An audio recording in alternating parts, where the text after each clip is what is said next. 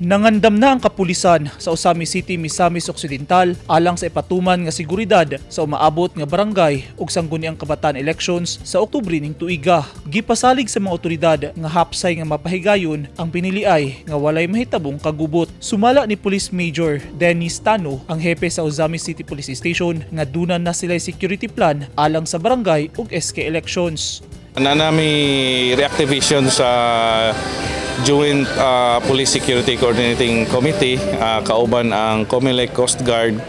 So naay security plan para lang sa barangay and SK elections. So ang kapulisan naghinay-hinay nami o drop sa mo ang security plan para sa umabot nga eleksyon.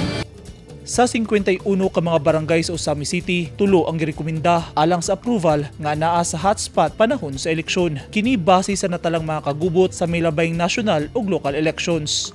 Dinhi sa Osamis, naalang tay katong tulo ka barangay ang gikuan nato nga gi-recommend for subject for approval hotspot. Naay barangay Labo, Banyadero and katong sa Triumpo. Based na siya sa mga election related incidents, naapoy mga parameters nga na mga natala nga kagubot kaniadto sa mga past elections. So kuan po na siya, dili pa siya ingon nga approve yun, but mo na among gi-recommend for hotspot.